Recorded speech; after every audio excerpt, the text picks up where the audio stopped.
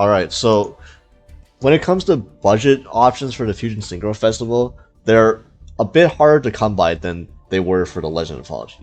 Mainly because Fusion and Synchro decks are notoriously expensive and usually require a bunch of very specific URs in the extra deck to function. You know, there's no, especially in this event where there's no link monsters at all, you can't just fill up space with a bunch of generic link monsters. That being said, I actually do kind of like the loaner decks for this event. Admittedly, these loaner decks, most people are going to look at these decks and go like, what are these cards, right? Because I bet 90% of players have not played, probably over 90% of players have not touched a Witchcrafter card or an Earthbound Immortal card, which I get it. So if you look at these decks and if you've never played these decks before, you'd probably be completely confused on what to actually do with these decks, and you might be turned away from playing these loaners. Now keep in mind that goes both ways too, because that means your opponents also haven't seen these cards before, and they're gonna have no idea what these cards do. So you're gonna have an advantage there. And these decks, I think, are competently built enough to be able to get through this event. So start with the Witchcrafter Loaner. This loaner is actually pretty cool. Firstly, because they provide you with a lot of URs in this loaner. Like, I mean, look, this is a UR, this is a UR, this is a UR, these are URs. The only non-UR in the extra deck is Thespian Proskenia, and they give you a full playset of Artasia too. Like, imagine trying to build this deck yourself. Like, nobody in their right mind would have this many copies of all these fusion monsters. But yeah, the gimmick with Witchcrafter with Witchcrafter is that a lot of these main deck monsters, they have this effect where you can discard a spell. When you tribute themselves and you discard a spell and special summon a little Witchcrafter from the deck. Oftentimes the best ones you want to summon are P.U.N.K and Madame Berry. P.U.N.K is a quick play, you can discard a spell, then pop a face-up card your opponent controls, and Madame Berry can discard a spell and negates the effects of all face-up monsters your opponent controls. So these are the main forms of disruption in the Witchcrafter engine itself. And of course, all of these spells that you discard, they have secondary effects of where if they're in the graveyard during the end phase and you control a Witchcrafter monster, you can add them back to your hand. Or in the case of something like Buy Street, which it's a continuous spell, you can place it on the field, like play it or activate it, and then this has an effect where your monster you control cannot be destroyed by the first instance of like battle or card effect. So you maintain resources that way by pitching these spells for effects and then adding them back so that you have additional spells that you can discard for your Witchcrafter effects during your opponent's turn too. And all of these have secondary effects too. So Creation is basically a Rhoda. You can only use one effect per turn, so if you use this, for example, as a Rhoda, then it doesn't add itself back to your hand during your end phase. But it does add itself back during your opponent's end phase. It's like Brand and High Spirits, where it's one effect per turn, but usually, you know, you're gonna be able to add it back either during your end phase or your opponent's end phase. That it's gonna be live back when it comes back to your turn too. And you know, Holiday is a monster reborn. You have Collaboration, which not as important, but it just makes lets you one of your Witchcrafters attack twice. You have Confusion Confession, which is a fusion spell, which is important because they actually provided you 3 copies of Witchcrafter Vice Madam, which is the main fusion monster you're gonna go into with this, and then you have like Scroll, which it's these continuous spells aren't really that important. They're just bonus effects. This gives you like a draw if you can destroy opponent's monster by battle, which is like battle phase effects in 2025. But and yeah, Draping returns spells and traps your opponent controls to hand, and then Unveiling special summons a Witchcrafter monster from hand. Mainly, you can see that the best ones are Holiday and Creation, the Reborn and the Rhoda.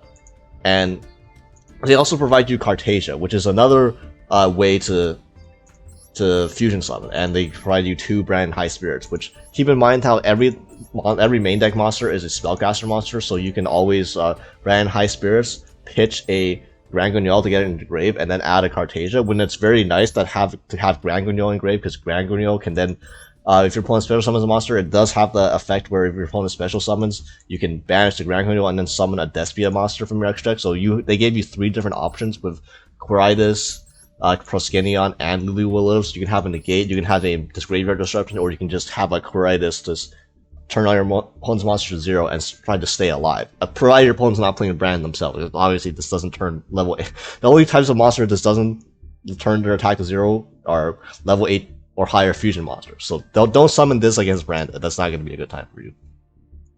And yeah, the fusion monster, it's pretty cool. When a spell card or effect is activated, you can either destroy a card in the field, special summon a level 6 or lower Witchcrafter monster from your deck, which is very nice because then it's basically tutors any of the lower level ones from your deck, and all these lower level ones have effects to special summon the higher level ones, which is what you want. And also you can add a Witchcrafter spell trap from your graveyard to your hand.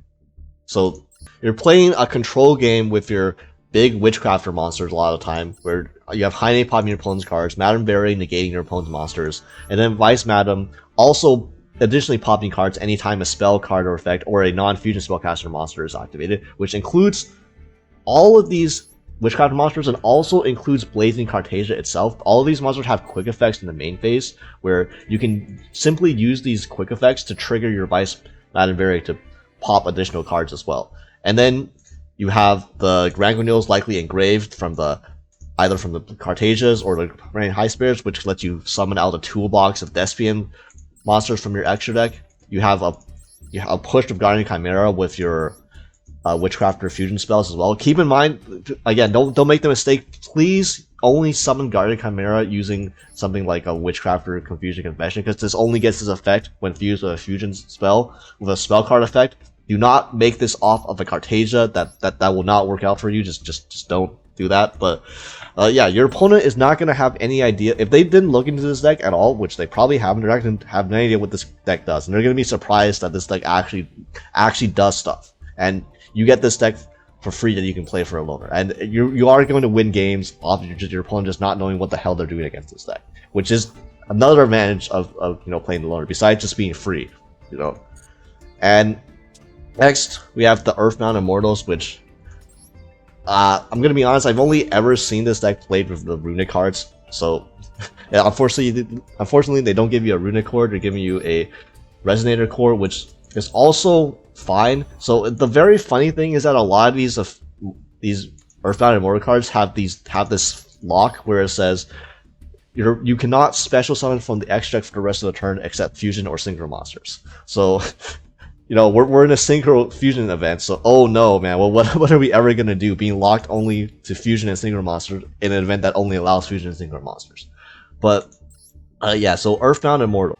Basically, this deck is very good at spamming out dark fusion monsters and level 8 synchro monsters.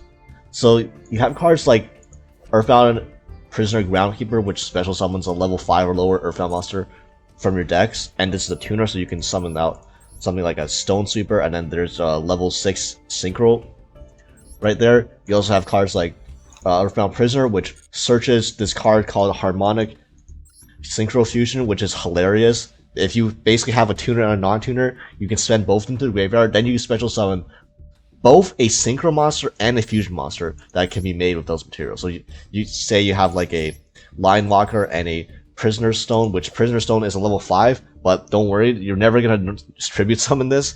If you have any field card in a field zone, not just yours, includes your opponent's, although I'm not sure how popular your opposing field spell strategies are, but you have a lot of ways to search Earthbound Prison. You can just special summon this from your hand. So imagine you have like this plus Line Walker, for example, and then Line Walker researches you the Harmonic Synchro Fusion. The Synchro Fusion sends both these, and then you get to summon a Dark Fusion monster. So it could be one of the Earthbounds, it could be a Earthbound Geo Kraken, which lets you add a field spell from your deck or graveyard to your hand. It could be a not that one. It could be a Drago Stapelia or a Starving Venom. Most likely Starving Venom, but if you use a fusion monster for the Harmonic Synchro Fusion, you can also summon out the level 10 Earthbound guy. Well, sorry, you can summon out the Drago Stapelia if you have a Earthbound Synchro. My bad. You have an Earthbound Synchro you could summon out the level 10 Dark Fusion boss monster. Then you also get to summon out a level 8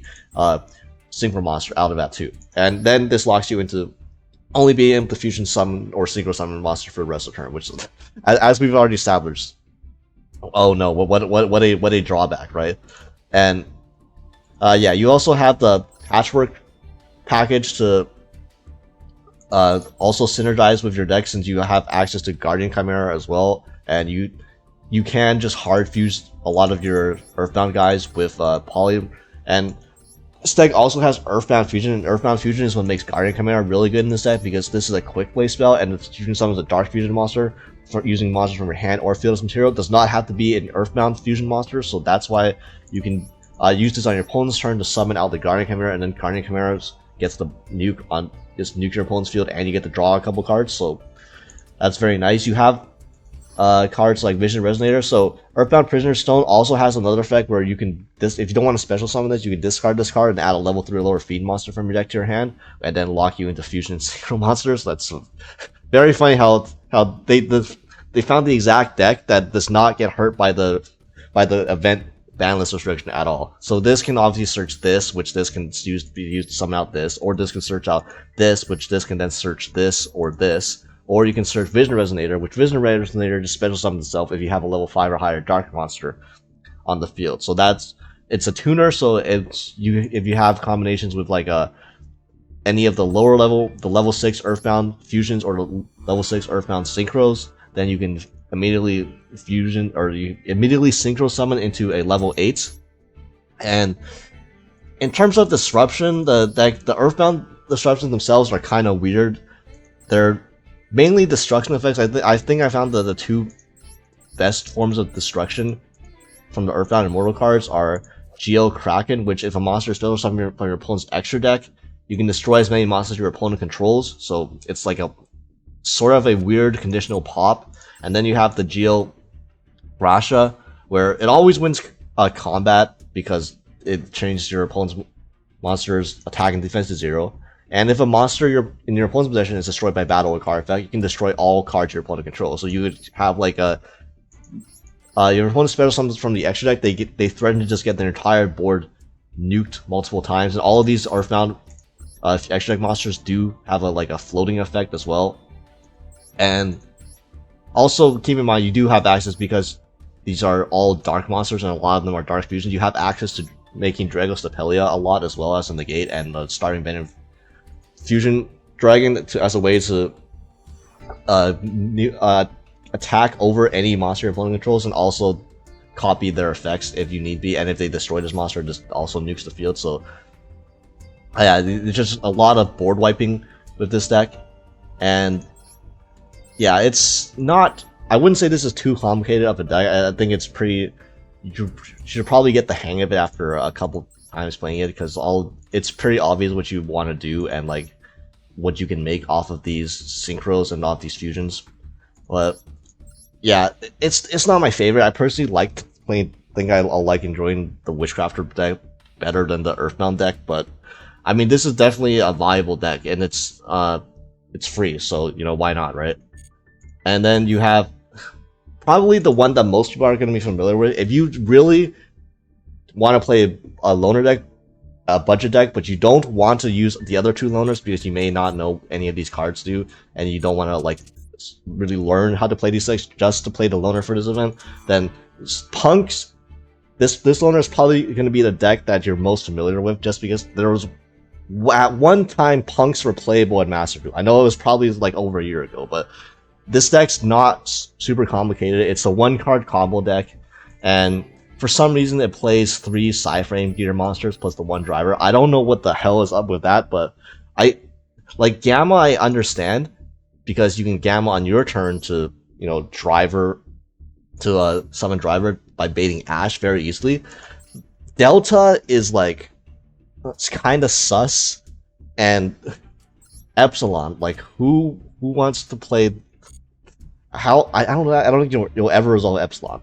That being said, it's okay having dead-ish cards in hand because you do have to discard with Foxy Tune, but yeah, Punks is very straightforward. It's generally like you start like a Xiamen or you start with Foxy Tune, and then you like special summon a Sharakuzai from deck. Sharakuzai makes the Rising card. The Rising card tribute itself. Summon like a Deer Note plus a Wagon from deck.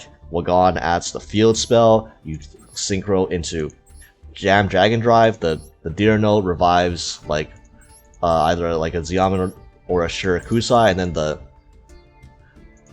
Jam Dragon Drive adds a Madam Spider. Then you use the field spell to banish a Punk, and then special summon the Madam Spider. Madam Spider searches a Punk trap, and then you can on your opponent's turn you set up a trap plus a Amazing Dragon bounce an infinite amount of cards.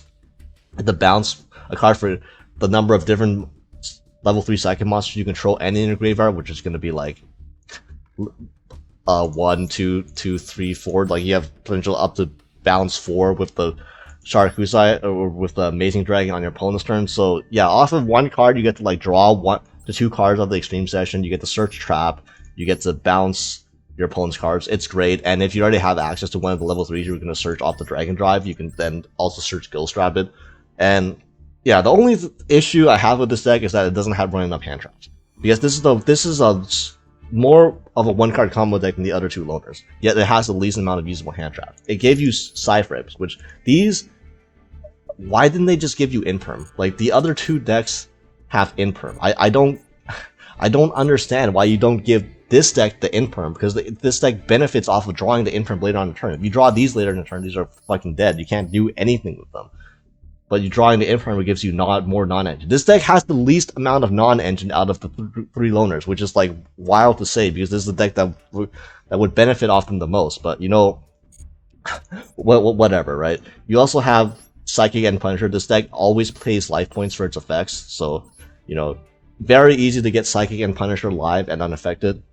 But yeah, like you will probably be fine if you can going first, but like this is a deck that struggles playing into boards, and then you don't have hand traps on top of it. It's kind of weird, and your opponents do, unlike the other 2 decks, your opponents probably will have a like general sense of how Punk plays, and they know that Rising Carp is a huge choke point, so it's like might be a bit rough, but you should be able to do it with this deck. This deck does function. You know, you may not have the best win rate, but for being free and being a loner, and for being relatively easy to play and understand, you should get the combo down. You should know how to basically play the lines. There's not very many different deviating lines either, and the normal 1-card combo is pretty simple. Like after a couple duels, you should definitely know how to play this deck almost optimally at that point, and then it's just a matter of if you can get it off or not. So yeah. And now onto speaking of getting it off.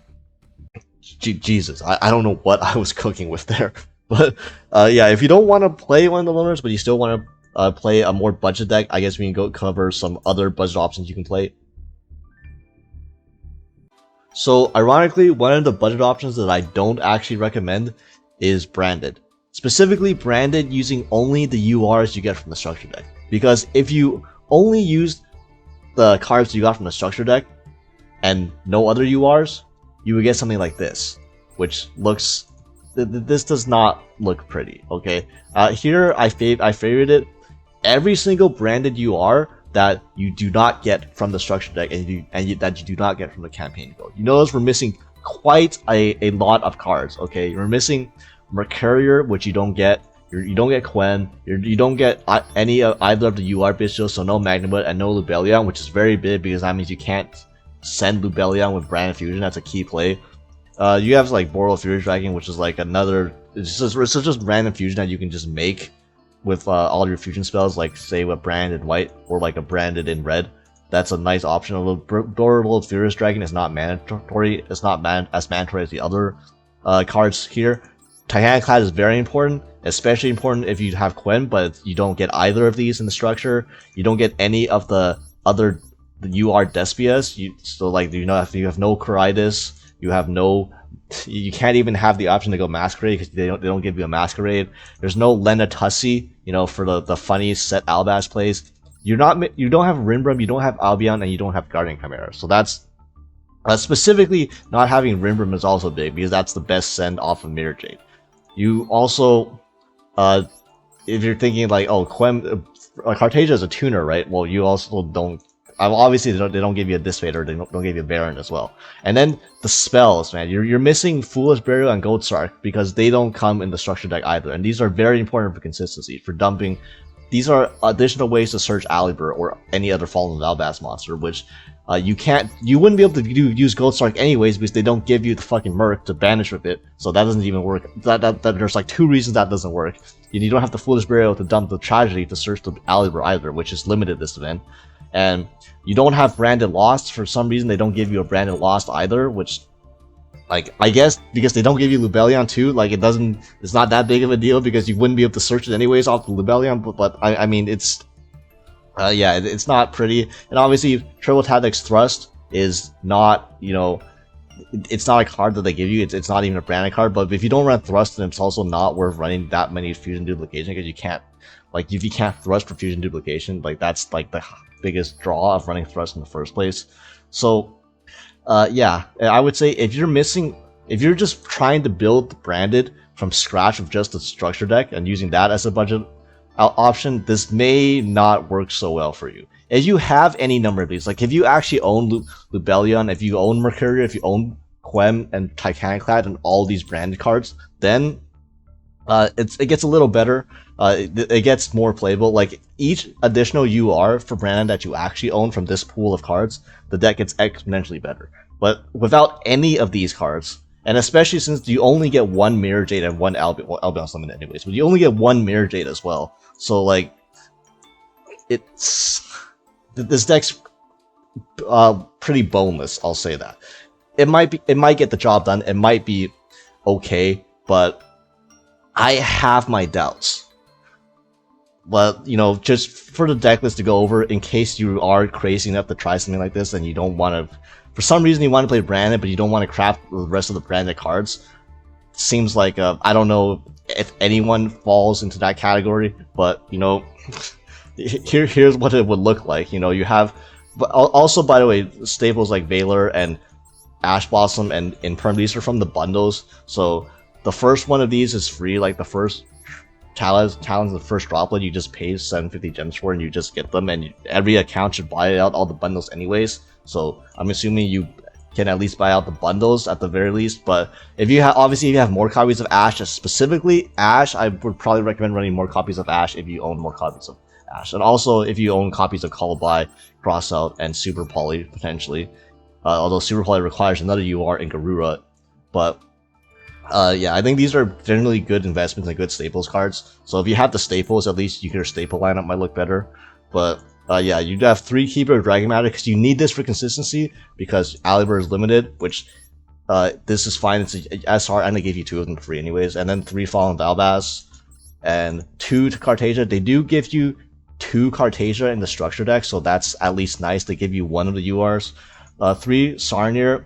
So Sarnier still is pretty good with 3 Albion because your primary way to search Brand Fusion now, since you don't have the consistency from like Foolish Burial and Goldsark, you are primarily just sending Retribution and Brand Fusion into the grave, and then adding back the Brand Fusion with Retribution. And in order to do that, you need 2 pieces between Cartasia, Sarnier, and Albion. Albion can send one of the brand spell traps. Sarnier will send one of the other ones, which also works with Cartasia because you can fuse Cartasia with Sarnier, which Sarnier will send 1 brand spell trap, and then Grand Guignol will send the Albion, and then the Albion can dump the other the other half you're missing, and then add brand infusion that way. So it's at least you at least still have decent consistency to brand infusion. You have access to fusion deployment, which this is a UR, but it's from a different structure deck. It's from the Cyber Dragon structure deck. So it's 1,500 gems to get all 3 of these. Well, it's a pretty decent deal. Like, if you're interested in playing brand at all, you should definitely pick this up. But I don't know if you are or not, because based on this, you may not even want to craft all these URs, so I don't know. But if like 1,500 gems is within your budget, then the fusion deployments are just that's 3 cheap URs you can add that you can use to search Cartasia, or you can use to summon Fallen Valbaz and use it as a potential board breaker going second. Although not as threatening if you don't have Super Poly, but you know, it's Super Poly is a good choice too. And then you have like Branded and White with the 1-up, the Brand Fusion. At least they gave you Brand Fusion. Imagine not giving you Brand Fusion. And then 3 Brand High Spirits, still very good consistency. Again, High Spirits plus Sarnier or Albion also gets you access to Brand Fusion. Although this is where the problem comes in, where you don't have any good cards to dump off the Mirror Jade. Like, if you, because you don't have the Titanic Clad to send off the Brand High Spirit to summon the Quem, like, you don't have a good target for Brand High Spirit to send. Like, yeah, you can dump Albion, but you only have 1 Albion. So if you use that to, so if you use Brand High Spirits to dump Albion, then what are you going to Brand Fusion for? You're going to Brand Fusion for Lubellion, because you already used up your 1 Albion. So it's all, this whole thing is kind of weird. Like, this entire deck, like, feels like it's, like, it feels like it's, well, it doesn't feel like, I know it's missing something. We all know it's missing something, but it just, this deck just doesn't feel like it works properly, which it doesn't.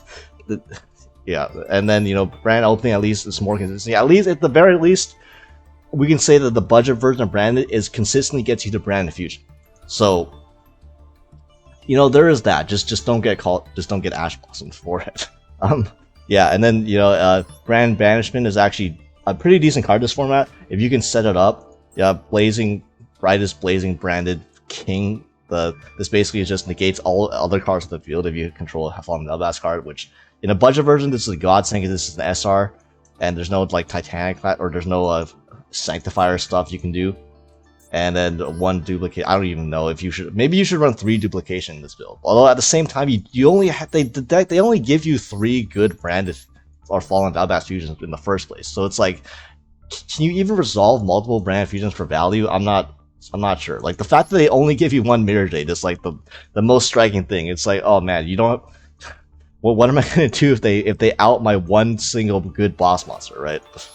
Yeah, and then Brand Retributions. Also run 2 of this because you're probably going to use 1 during a turn 1 combo most of the time. So the second one, having a second one for follow up is nice, and this is a solid Morden. You can also set off the Albion, so another interruption. And then the extra deck is like, wow, this is so barren. Like, I cannot even fill out 15 cards in the extra deck. I don't really know what to put in for budget options. Like, these are the 3 they give you for free. And these four, the Grand Guignol, the Lubellion, the Mirror Jade, the Albion, this is probably the only 4 you're ever gonna summon, like, most of the time at all. Like, in Proskenion, it requires 3 monsters. You're never gonna do this, especially without Super Poly. Brerand, this card doesn't even do anything. The only purpose this card ever served was to search Mercurier, because it searched the Tri-Brigade. But they don't even give you a Mercurier. So like, what's the point? This card is actually useless. Like, and then Sprint searches Spriggan's Kit. That's okay, I suppose. Kit can add back from the grave and banish, so it's like you got some recycling there. And there's no Rinbrum, so like, again, this is like the best send because this revives Fallen Valbaz, but you don't have that play. So Dragos Stapelia, another option you can make with Cartasia. If you don't want to go into a Grand Guignol, you can go into a Cartasia, for example.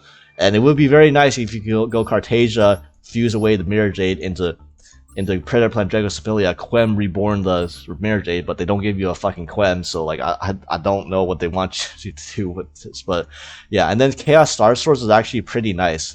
It's it's a very good replacement for Guardian Chimera. I think this is better than Guardian Chimera most times actually, but yeah, just a light or dark dragon monster plus another dragon monster. So literally you have like 9 dark dragons. You have 12 dark dragons in your deck. So any 2 of these makes Chaos Star Source using either Cartasia, or Branded in white, or Branded in red, or like a Lubellion, and then you just get the pop 2. So this is actually pretty decent. These 5 here, 1, 2, 3, 4, 5, are going to be the primary fusion monsters you use if you decide to play budget Branded, which I'm still on the fence of whether I recommend this or not, because technically you could do this. I'm not sure if this is even better than the Loaner decks. I'm going to be perfectly honest. But, you know, if someone wants to go test this out for me, to play out a quote-unquote budget Branded list for science, see how well that works, you know, I would be interested to hear the results, because God knows as a person who owns all of the branded cards, who actually does own a full powered branded deck, I couldn't do this to myself. I can't bear to play this super gimp version of branded when I already own the full power version. But you know, if you don't, this may be one of the only options you have. So I suppose it's better than nothing. So next we have Millennium Exodia, which I know people are getting sick of playing Exodia in these events. The reason I'm putting this in the budget section is because I know that there are a lot of people who, again, pulled for the Fiend cards, pulled for the Azumina cards, pulled for the White Forest cards from this new pack, and instead of getting all that stuff, what they got was a bunch of Exodias. Okay? And I'm trying to... Hopefully, if you see this video early enough, I'm telling you, do not dismantle these. I mentioned in the Legend Mythology that if you pulled these Exodia cards, to not dismantle them until the Legend Mythology was over, because you could use this deck in the event as a legitimately good deck, and then after it's all over and you got all your gems, then you can dismantle these. So actually, I lied there, because don't just dismantle them after the Legend Mythology. Do not dismantle these for the Fusion Synchro event if you don't have another Fusion Synchro deck, because this is a pretty decent option for this event if you don't have any decks yourself. And obviously it's going to be budget if you already own these cards, right? And don't dismantle these until after the Fusion Synchro event is over, if you plan on playing this, because frankly this is about as good as a budget option will go, assuming you already pulled these cards. And then after the Fusion Synchro event is over and you got all the gems from this event, then you can finally, I promise you can dismantle this deck if you by then still don't have any interest in playing Millennium Exodia on the ladder. Although admittedly this deck's not even too bad on ranked as well. So this deck isn't even the worst investment. But regardless of that, this is for the people who pulled these cards on accident trying to pull for other cards, but have not dismantled it yet. So do not dismantle this yet.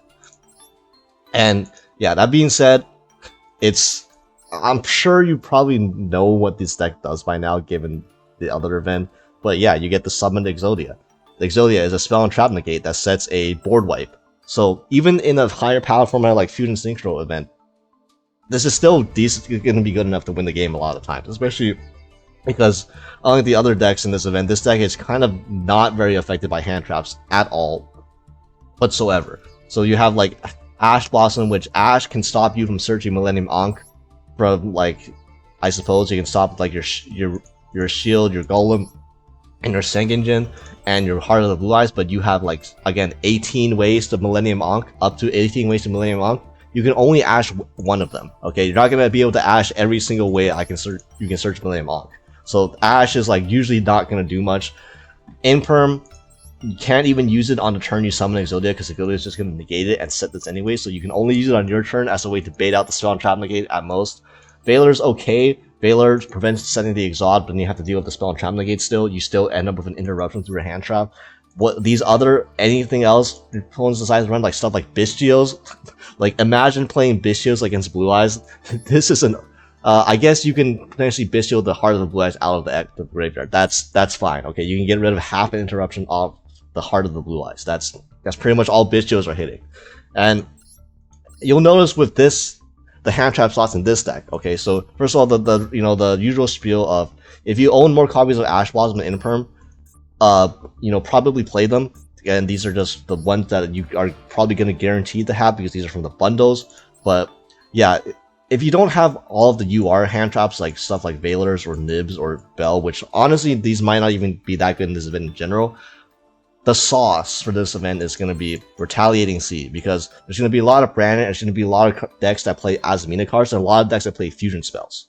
Okay? And I can't believe they let this card legal. Okay, this card is the devil to every single fusion deck in this event, because when your opponent activates a spell card that includes an effect that special summons a monster, you special summon this, and this is Shifter. This is Shifter. Okay? Shifter is banned in this event, but Retaliating Seed is not, which is just Shifter 2. You know, if Shifter is so good, why isn't there a Shifter 2? Well, there actually is. It's Retaliating Seed. This is about as detrimental to a lot of fusion decks as the other C would be, Maxi. So yeah, the great thing about this is that this is an N rarity card that any deck can play this, theoretically. Now, some decks, because there's no link monsters, it's hard to get this off the field. So some fusion decks will opt to not play this just because, yeah, you can retaliate C and put a macro on the field, but then you can't play the game yourself. Exodia Millennium has no such issues with playing under a macro. So you can just, you go second, you summon this willy-nilly, your opponent can't do any of their plays because all their cards get banished, and then pass it back to you, and it's great. And it special summons to your side of the field too, so like they can't, you know, link it off or anything. It's their turn 1. They can't enter battle phase and get rid of this. You can just you have this on the field, and then it shovels itself back after you Millennium Monk, which admittedly is not, you know, you would prefer to keep this on the field, but having just a 1-turn macro as a hand trap is very nice this format. And also a bunch other budget options for hand traps are like Droll and Lockbird, which is Droll is very good this format. Probably. Sometimes it doesn't do as much as you want it to, but I mean it's an SR and it's probably gonna be on average as effective as something as Valor, if not more so. And then obviously you have Crow and Bystials as other options.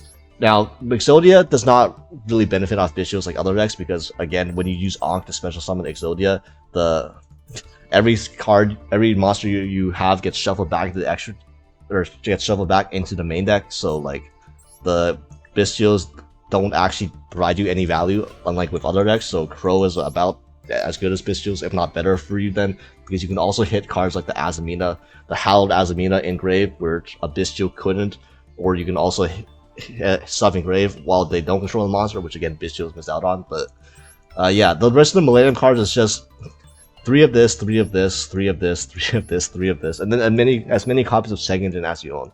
You really don't even need 3 Sengengin. Like you can play this like it's the Legend Mythology balance, and you only need 1 Sengengin to actually have this deck be functional. So even if you all you did was pull 1 Exodia and 1 Sengengin as the only URs, and then you haven't dismantled them yet, that's fine. This deck will still work.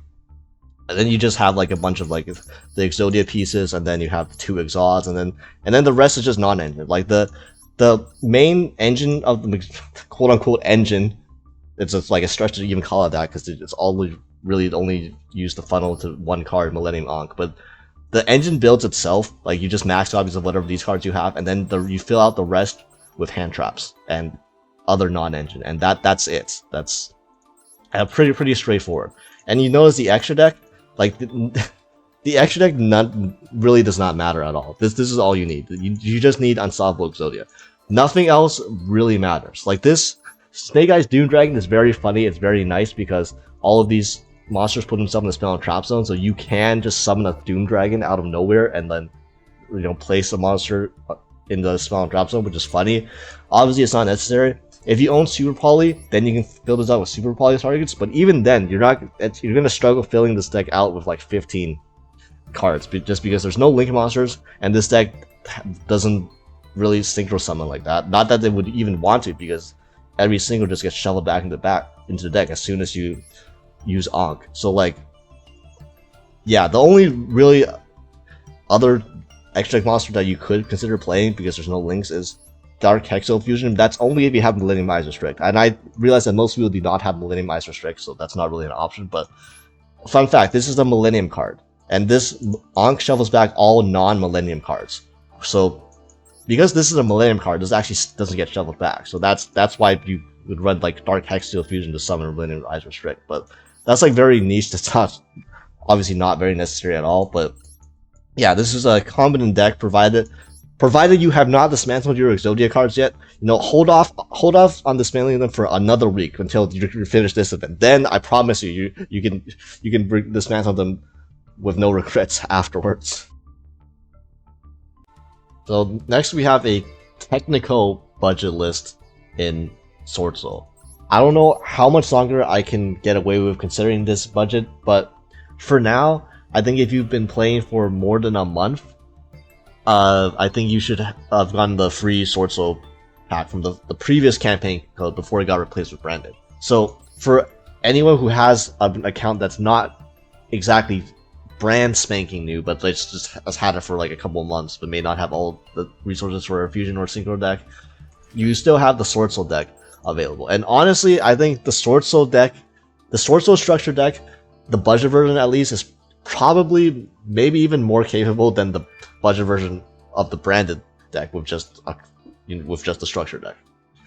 But yeah, obviously, you know, we're gonna make some concessions in that we don't have everything. However, the cards that are missing that would greatly improve this deck, I think, are more common than they would be than the branded ones. For example, if you have Barons, which Baron is technically not in the structure deck or anything, but Baron is everywhere. It's even in the new Duel Experts pack, the staple pack. So if you're a new player, then you would probably pull from that anyways just to get the staples. But I think a lot of people have a Baron already. Like, I'm not including Baron here because technically it's not included in the Swordsoul structure deck. But obviously, if you have a Baron, it's going to be much better. If you have a second Chi, it's not necessary, but the second Chi would help. You know, other random synchros, these aren't very that important. The main ones, they do give you out for free. The Dissipator, not necessary, does help. You know, stuff like Psychic and Punisher with a level 4 Ecclesia tuner plus like a random level 7 can come up, or like a Tenyi plus a token also can make a Psychic and Punisher, although no, not necessarily Chaos Angel, just kind of to pair with the Chaos Archfiend. I don't think you would hard make Chaos Angel a lot, but you can. Then obviously it's just the staples, like the better Bystials. You probably don't run Lebellion in this build. Like, you probably just run Nightingale if you have it. You have more copies of Ash, Valor, and Imperm, and obviously Called By, Crossout, and Tactics are all good. You probably don't. You could run a Super Poly in this build if you do have it, because the deck, there's so much extra deck room as well. So yeah, these are like some UR upgrade options you could have to make this deck look smoother. As always, like, you probably do have multiple copies of Ash, Imperm, and Baron, so your deck will probably look better than this already. But yeah, in terms of the Swordsoul core, it's very standard. It's 2 Moye if My Girl and Moye are drowning. You have a couple Taya, the Ecclesia, the long ones, the Immersions, the 1 Blackout, and then you have a Tenyi package. So there's no Link ones, which means that the Tennies aren't as great as they were before. So we're not running multiple copies of Adara or Vishuddha or stuff like that. Still run the Dragon Circle as a way to dodge Imperm and Valor on your Moye, and it is Dragon Circle plus a Tenyi still is also technically a starter as it gets you away to Moye. And you need Worm Monster to reveal for Moye anyways. Even if the Tennies aren't as good, you still want to run these. At least Ashuna is the best one, since you need to have something to reveal. And then Ashuna is a great discard off of Long Gun as well, because you can go Long Gun, discard Ashuna, you get a token, then you can use Ashuna to get out whatever you want, a Adara or a Vishuddha. And you know, you can go into Yazi lines, and Mapura is there as a level 4 because there's no Link monsters. Shafana isn't as great since you're not going to have a Link 1 Monk of the Tenyi that's a vanilla on the field a lot to get its effect. So instead you use Mapura to get an extra spin off of Yazi, since Yazi spins cards equal to the number of different worm attributes. So if you go Shafana is a water, so water plus a water only gets 1 spin, whereas a water plus a fire gets you 2 spins off the Boxia. Sorry, did I call this Yazi? Yeah, sorry, this card's name is Boxia. And then, so for the Bystials, right? We're gonna go off the logic that I think Bystials are gonna be good this format, given the top decks are stuff like Branded or Tyrmans or White Forest, Chimeras, stuff like that, stuff that are vulnerable to Bystials. So Bystials are decent as a sort of a budget substitute hand trap if you don't have all the UR hand traps, but also they're just good in general. And they're being level 6 means that Bystial plus a tuner, you can synchro with the tuner off of the Bystial. So like the Druid form, you can synchro off with it. But also, I'm running the Strudel because the Strudel is really good in this build, because the Strudel basically plus any monster gets you to Yazi. So it's a way to play through hand traps if like your Boya gets negated going second, or if you just open Yazi, or if you just open Bystial plus the Strudel, you can summon the Strudel. For example, you have a Druid Swarm, the Strudel plus Druid Swarm going to Yazi, the Bystial Dragonmaid sends a monster they control, the Yazi pops another card, and the Yazi gets popped, and then it summons a Moye or a Taya from deck, and you can combo from there. Like Strudel is legitimately like one of the better going second cards in this deck, I think. And it does have application going first occasionally, because like if you get negated, you can summon Drews, you can summon the Strudel, go into Yazi, and then you know, go. Maybe not as much application going first, to be honest. I forgot, like, you kind of have to find your own way to pop the Yazi, so you need a way to, like, get into Boxia, and then Boxia pop the Yazi, and then you can go from there, which is a bit harder, but, like, going second, this card's pretty decent. You may not want to run 3 for that, by that logic, then maybe just run 2, since you don't necessarily want to see this going first, but it's alright. It's just an idea I came up with, especially to pair with the Bystials, especially the Druid's Worm. So, yeah, you can, obviously, if you don't want to run that, you can also run Droll instead. Droll is another option if you want to cut down on, like, examples of the Strudel, for example, and maybe it's like a Nibiru. Nibiru is not going to be that great this format with Baron and Branded being everywhere and Tier, but yeah, those are additional options. And then the extra deck, you have lots of space. You have the Qishao, the 2 Longyuans, or you have the Supreme Sovereign Changying, and then you have the Sinister Longyuan.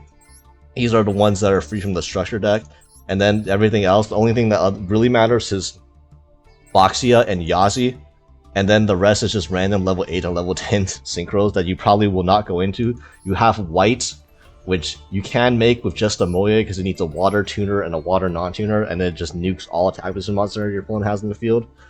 You have a Crimson Blader, which, you know, only fusions and synchros or links are allowed, so if you resolve a Crimson Blader, you can floodgate your opponent out of their next turn, so that's nice. You have another alternative level 7 synchro. If you don't want to go into Yazi for some reason, you can make a Kui Belt. Again, if you have a Black Rose, that's another option, because the Strudel lets you make level 7s pretty easily. You have a Trident Dragon, because technically, Druids, you have Bystials as non-tuner dragons, and you have the Strudel as a dragon tuner. So you can, say you have like a Moye plus a Druid's Worm, or you have a, actually, how the hell do you get a level 10?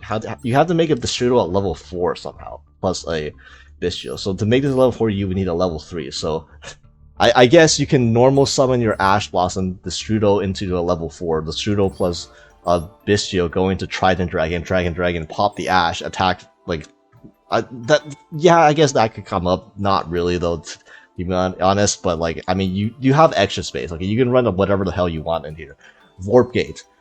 This card is a pretty funny. At the end of the damage step, this card was special summoned from the extra deck. You can banish all monsters your opponent controls, and for the rest of the turn, have the title damage your opponent takes. And yeah, it's not really something. It's just more of a meme. This is like a Tenpai Dragon meme. Again, these are all like Tenpai memes that you can't really make because like you're fake dragons. You're not real dragons. You're worms. But yeah, if you have those, if you still have access to the Swordsoul structure deck and you're struggling to find a deck to play, you can cobble up a budget version of Swordsoul to still probably get the job done, just because based on the power of stuff like Bystials this format. And yeah. So this is a more of an experimental build that I've personally been cooking up, and I'm now showing you a build that you can build with just SRs and 3 Dragonmaid structure decks. However, there are a couple of URs that, if you do own them, make this deck dramatically better, like Branded. Although I guess it's not as drastic as Branded, but just having even just 1 copy of Magnetbutt and 1 copy of Lubellion means that you have easy access to Regained, and it also means that you have a recurring Magnetbutt off of the Regained to Surge Advantage every turn, because his entire deck is dragons. So, you know, that's nice. And yeah, these are 2 of the most important URs that would make this deck much better. However, it's still perfectly playable without these, and like other URs is just random staples, you know, like Super Poly, because this is a deck that has tons of extra deck room, like honestly most decks this event, so obviously having an option for Super Poly is nice. And then Boral Fierce Dragon is just another fusion that you can go into off of like your changeovers or your light end and dark end fusion dragons. So it's an option, although this isn't as necessary, especially since you already have your own Dragonmaid fusions in Shao, which is an Omni-Negate, which this is the fusion you're gonna go into 99% of the time anyway, so it's not that important. Same with Light and Darkness Dragonlord. This is, again, you're gonna go into this most often, so having these other fusion targets aren't as important. But yeah, in terms of this deck, so this deck is Dragonmaid Bystial Control, and the main thing is that I'm making a assumption that Bystials are going to be very good this format. If you like look at some of the top projected decks, you know, there's stuff like Branded, there's stuff like White Forest, Chimera, Tearlaments. All of these decks, projected top decks, get hurt by Bystials, and most of the Bystials are SR, so you can even theoretically take advantage of these in a budget build like Dragonmaids. And there's no seals, so there's no FTK in this deck, unfortunately. So you're basically just playing Bystial Control. You have Tidyings for bounces, you have Bystials controlling your opponent, and then you can fuse off with these Bystials, and with Light End and Dark End Evaporation Dragon and Light End Sublimation Dragon, you can use these to help fuse into your Shao. So you can have like an Omni-Negate off the Shao plus, you know, a bounce plus Bystials in hand and like non-engine. And then the great thing about Dragonmaid is that even without the Lubelia and the Dynamite, this deck has insane grind game and insane follow-up. So if you can get into a prolonged grind game, all of your Dragonmaid monsters plus you every turn, and if your opponent dares enter the battle phase, which they shouldn't, but you know, people don't know how to play against this deck all the time, and they'll give you free cards that way as well. And yeah, this is a deck where it'd be nice if you have the additional copies of staples, like additional copies of the UR hand traps, specifically Ash, but these hand traps can also be easily made up for just by having more, just by running more Bystials as well. I would not recommend running Retaliating Sea in this deck because you kind of do need the graveyard for this, although you can theoretically tribute summon over the Retaliating Sea to get off the field, but like at that point, that's not really doing that much for you. Like you kind of halted your own turn for that. Instead, if you're looking for more budget options, like Droll, again, is another thing. You could, if you don't want to run, you could run more Bystials, like you could run Sarnier as well. Sarnier is better if you have access to Lubellion, because then you can dump Lubellion with the Sarnier, but Sarnier is still, like, it's nice. It's a level 5 or higher Dragon Monster, which is important, because Shao requires level 5 or higher Dragon Monster to fusion something with, plus a Dragonmaid monster. So having all these Bystials and having the Light End and Dark End means you have access to Shao. Most of the time you have access to a fusion summon. So you have 3 Chamber, 3 Party, these are the best ones, and then 3 Kitchen, which I know kind of sucks, especially about the new support, but you just need Dragonmaid names, okay? You need names to play the game. And without seals, you can't just use a generic Dragon Engine like Dark Black Meadow and just go into seals, then seals get out your Dragonmaid that way with its E-Tele effect, because that doesn't exist. So you just have to hard draw your Dragonmaid monster, which is why we're on more names as well. You notice I'm on Laundry too, because it's just another name. It's finally her time to shine. You can finally be used in an actual Dragonmaid deck that's like not the NR format, and it'd be okay. And of course the one-off Nurse as well. And then you have all of these Bystials. You have Light End and Dark End Evaporation Dragon. Thank God these are SRs, because these are like honestly some of the best cards in the deck. You banish level 8 Dragon from your extra deck, and then you just get to use these as fusion summon. And they have additional effects too, like Light End. Light End's effect is not that great. You probably only really want to use it to fusion summon. But Dark End Evaporation can just destroy a monster on the field if you don't want to fuse with it. That's perfectly fine too. And then you have like the 3 Tidying, the 1 Changeover, since this is super searchable, and also like you have other ways to fuse with this deck now with the dragons, so it's not, you don't absolutely need this, the fusion summons specifically. You also have Dragonmaid Hospitality, which is kind of, it's kind of weird because that card is completely dead if you don't have another Dragonmaid monster. Like, at least Tidying, you can bounce back stuff like your own Bystials, and then play a Bystial control game, and then have this be live still, whereas Hospitality, if you don't draw a Dragonmaid name, this card is completely dead. But you kind of also need this for, like, I suppose it's not as important because also you're not link summoning a lot, so this, you could probably cut this down honestly and run like another text slot. So like maybe another dragon, Millennium Dragonmaid, just to have more names. So yeah, that's actually probably something you can do. And yeah, the only thing is that they can ash this, because technically this can send a Dragonmaid monster with a similar attribute from the deck to grave. So yeah, you notice we're only running 2 big dragons because the big dragons are really bad. These are like complete bricks. And like even these are not that great. Like Lore Part is an imperm that you can use only on your turn, and Earnest is a special summon from hand. So like you're going minus a special summon. But like Nudar is okay. It sends a monster back from the grave, but it's like you don't really have that many level 2 dragon monsters to begin with. So like it doesn't really justify running 2 level 7 big dragon bricks just to be able to say you can run Nudar. And like P.U.N.K, you have a lot more level 4 or level 3 or higher Dragonmaid monsters to summon off the P.U.N.K, but P.U.N.K also kind of sucks. It's like 2k attack, like what do you freaking do, right?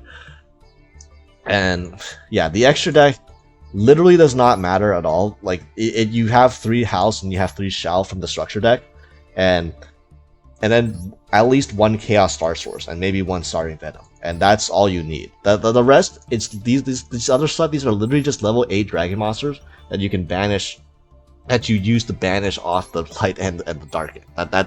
That's the only purpose these have, to be banished in order to be able to summon light end and dark end.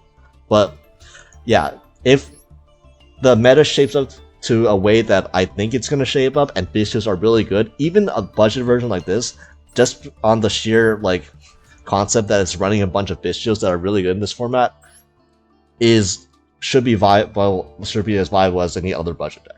Also, like 3 Druid's Worm is just so nice, because 3 Druid's Worm, you can special Druid's Worm, then you can fuse it off, and then the Druid's Worm, like for example, fuse the Druid's Worm off into a shell, and then the Druid's Worm will send a monster, and then you have an Omnigate up too. It's like turning into like a Baron at home. So that's very nice. And Baldrake would be better if you have other Bystials as well, but technically House Dragonmaid and Shell are light monsters.